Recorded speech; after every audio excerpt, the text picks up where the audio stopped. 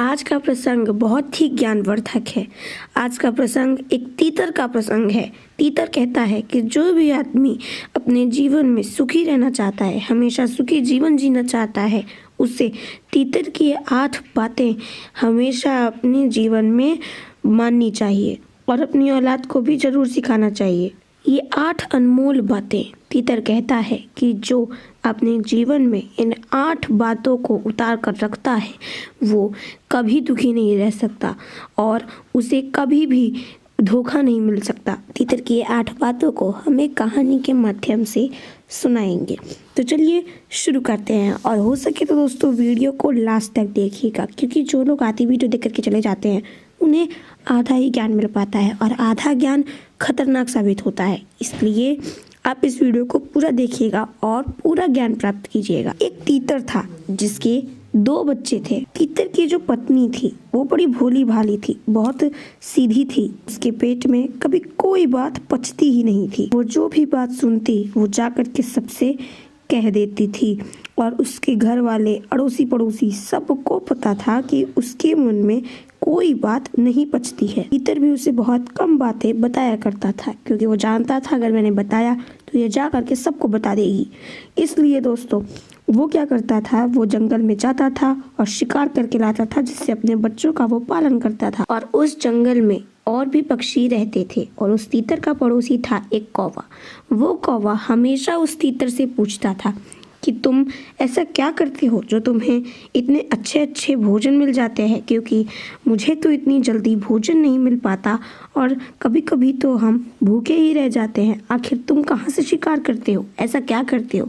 लेकिन तीतर कभी यह नहीं बताता था कि वह कैसे शिकार करता था। लेकिन तीतर अपनी पत्नी को ये सारी बातें बताता था कि वह कैसे शिकार करता है और वह भोजन कैसे ढूंढ लेता है। तीतर तो कोई बात नहीं बताता था, लेकिन उसकी पत्नी बहुत भोली थी, सीधी सादी थी और उसके मुंह में कोई बात नहीं रुकती थी। और वह क्या करता था कि वह तीतर की पत्नी से पूछता था कि तुम्हारा पति आखिर कैसे शिकार करता है, और तीतर की पत्नी यह बता देती थी कि उसका पति कैसे शिकार करता है। और बहुत समझाता था कि तुम ये बात किसी को न बताया करो, नहीं तो एक दिन ऐसा आएगा जब हमारे खाने के लाले पड़ जाएंगे।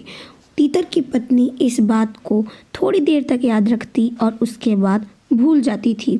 और वो तीतर रोज़ नई नई जगह पर जाता और शिकार करके लाता, और जब शाम को अपनी पत्नी को बता देता तो अगले दिन उसकी पत्नी ये सारी बातें कौवे को बता देती कि तीतर कहाँ कहाँ जाता है शिकार करने और कैसे करता है। जब तीतर की पत्नी कौवे को वो सारी जगह बता देती, सारी बातें बता देती, तो कौवा अगले दिन जाता और उस तीतर की जगह पर अपना अधिकार जमा लेता। तीतर को वहाँ आसपास भी नहीं भटकने देता। तीतर इस बात से बड़ा ही दुखी रहता था कि वो जिस जगह पर अपना भोजन ढूंढने के लिए जाता था वहाँ पर कौवा अपना अधिकार बना चुका था और उसे आसपास भटकने भी नहीं देता था।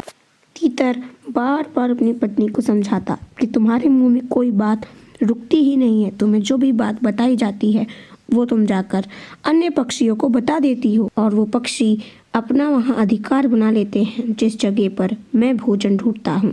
और ऐसे ही करते करते एक दिन तीतर को खाने के भी लाले पड़ गए। वो अपने परिवार का पेट भी नहीं भर पाता था, क्योंकि वो जिस भी नई जगह ढूंढने जाता भोजन, वहाँ कौवा अपना अधिकार जमा लेता। तीतर के सामने ये बड़ी मुश्किल आ गई थी कि वह अपने परिवार का पालन पोषण कैसे करे, क्योंकि अब उसके लिए किसी भी जगह भोजन ढूंढना बड़ा मुश्किल था। कि तीतर की पत्नी की वजह से ऐसा हुआ, क्योंकि उसके मुख में कोई बात नहीं रुकती थी और तीतर को इतनी बड़ी परेशानी का सामना करना पड़ा। कभी कभी दिन तो ऐसी नौबत आ जाती थी कि उन्हें भूखा ही सोना पड़ता था, खाने के उन्हें लाले पड़ गए थे। तीतर दिन रात अपनी पत्नी को कोसता रहता कि सब कुछ तुम्हारी वजह से हुआ है, और उसकी पत्नी कहती कि देखो जी, मुझे दोष मत दो, अगर तुम हमारा और हमारे परिवार का पालन पोषण नहीं कर सकते तो ऐसे कह दो, लेकिन मुझे दोष मत दो। इस बात को सुनकर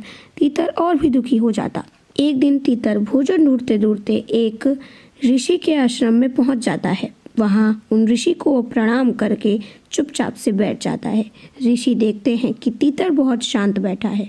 वह तीतर के पास जाते हैं और कहते हैं कि क्या बात है, लगता है कोई गंभीर समस्या है, तुम बहुत शांत बैठे हो, बताओ क्या समस्या है। तीतर साधु महाराज को प्रणाम करता है और वो सारी घटनाएं सुनाता है और कहता है कि ये सब कुछ मेरी पत्नी की वजह से हो रहा है कि आज मुझे ये दिन देखने पड़ रहे हैं। साधु महाराज कहते हैं कि तुम मूर्ख हो, क्योंकि जब तुम जानते हो कि तुम्हारी पत्नी के मुख में कोई बात नहीं रुकती, वह बहुत बड़ी भुलक्कड़ है, तो तुम उससे आकर के सारी बातें क्यों बताते हो।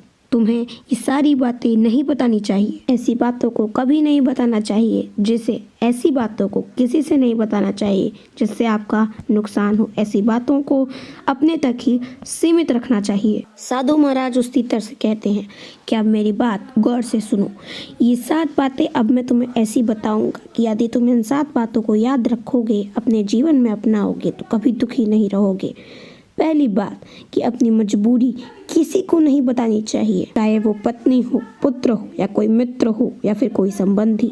अपनी मजबूरी कभी किसी से नहीं बतानी चाहिए। यदि आप अपनी मजबूरी किसी को बताते हैं तो सामने वाला आपकी मजबूरी का हमेशा फायदा उठाएगा और हमेशा आपको नीचा दिखाने की कोशिश करेगा। साधु महाराज कहते हैं कि दूसरी बात बहुत ही महत्वपूर्ण है, इस बात को हमेशा याद रखना चाहिए कि अपने भविष्य की गलती या फिर अपने भविष्य की रणनीति कभी किसी को नहीं बतानी चाहिए। यदि आप अपनी भविष्य की गलतियां बताते हैं तो सामने वाला आपकी गलतियों को पकड़कर हमेशा आपको नीचा दिखाने की कोशिश करेगा और आपको कभी भी ऊपर नहीं उठने देगा।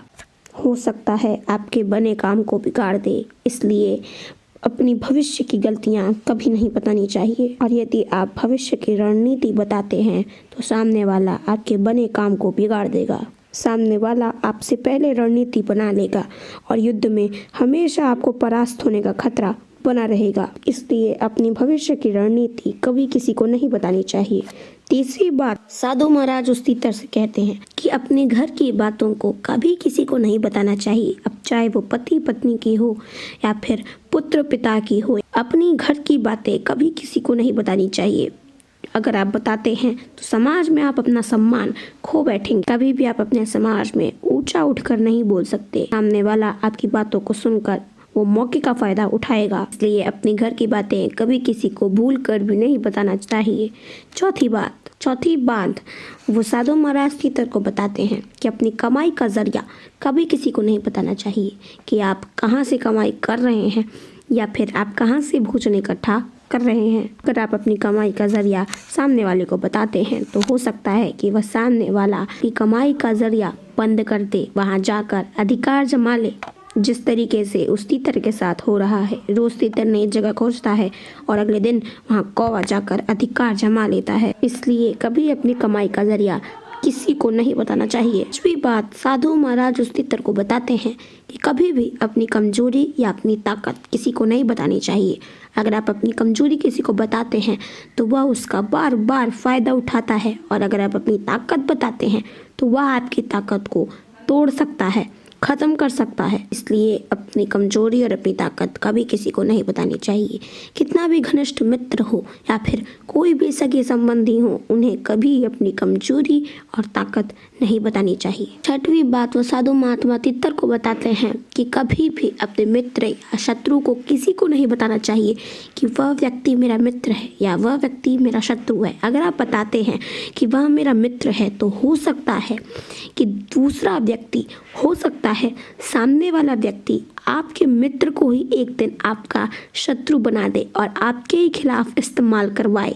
इसलिए अपना मित्र कभी किसी को नहीं बताना चाहिए कि वह मेरा मित्र है, और अपना शत्रु भी कभी किसी को नहीं बताना चाहिए। हो सकता है कि सामने वाला आदमी आपके शत्रु से जाकर हाथ मिला ले और आपके शत्रु की शक्तियां दोगुनी हो जाए। इसलिए अपना मित्र और शत्रु कभी किसी को नहीं बताना चाहिए। सातवीं बात, वह साधु महात्मा तीतर को बताते हैं कि कभी भी अपने दान के विषय में किसी को नहीं बताना चाहिए। अब चाहे वह दान के विषय में आप किसी को भी बता रहे हो, जैसे कि अगर आप दाएं हाथ से दान करते हैं तो बाएं हाथ को बात पता नहीं चलनी चाहिए कि आपने दान किया है। अगर आप किसी भी मंतव्य से बताते हैं कि आपने दान किया है, आपने यह दान किया है, तो उस दान का कोई महत्व नहीं, उससे आपको कोई पुण्य प्राप्त नहीं होता है। इसलिए अपने दान के विषय में भी कभी किसी को नहीं बताना चाहिए। फिर उन 7 बातों को तीतर ने अपने दिमाग में बैठा लिया, अपने जीवन में इस्तेमाल किया और अपनी पत्नी को सारी बातें बताना बंद कर दिया और धीरे धीरे उसका जीवन सुखमयी हो गया। इसलिए दोस्तों, आज की जो 8 बातें हमने आपको बताई वो आप हमेशा अपने जीवन में याद रखिएगा, क्योंकि जो व्यक्ति इन 8 बातों को हमेशा फॉलो करता है वह कभी भी दुखी नहीं रहता और ना ही धोखा खाता है।